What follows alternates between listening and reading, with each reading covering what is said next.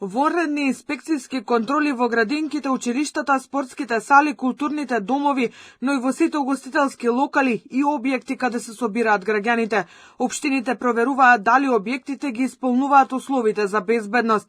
Инспекторите на терен бараат функционална противпожарна опрема и функционални хидранти, проверуваат дали електричната инсталација е безбедна и соодветно одржувана, дали објектите поседуваат плани патеки за евакуација, а се чешла и документацијата и елаборатите за безбедност. ЗЕЛС ги координира сите општини во Македонија, а локалните власти ги мобилизираат своите служби за овие воредни инспекцијски контроли, вели председателот на ЗЕЛС и градоначалник Корце Ѓоргиевски. Ќе има нулта толеранција за евентуалните неправилности. Доколку инспекциите утврдат дека некаде има пропусти или непочитување на пропишаните стандарди, ќе се преземаат решителни мерки согласно надлежностите на локалната самоуправа.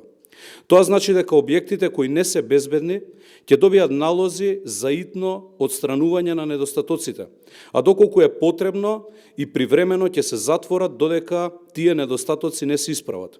Во ворените контроли опфатени се и стамбените згради кои исто така мора да ги исполнуваат основните услови за безбедност, вели председателот на ЗЕЛС. Во строга контрола влегуваме и во стамбените згради, затоа што и стамбените згради треба да имаат соодветна хидранска мрежа, треба скали за пожар, не дај Боже, и такви работи да имаат, да ги исполнуваат основните елементарни услови за да функционира таа стамбена зграда. Најчесто во Кисела Вода, каде што изминатава недела се проверени околу 40 згради, постарите згради кои што се во периодот после земјотресот градени, таму не ги исполнуваат стандардите. И тука ќе треба да се остави простор за да може да си превземат дејствија куќните совети, ако не ќе превземеме ние активност во која што ќе ги казниме истите. Поголемите општини ќе ги позајмуваат своите служби на помалите. Ѓоргиевски вели дека има недостаток на инспектори, па затоа ќе се направи план за размена на кадар. После 30 години кај нас сега имаме 20 инспектори за домување.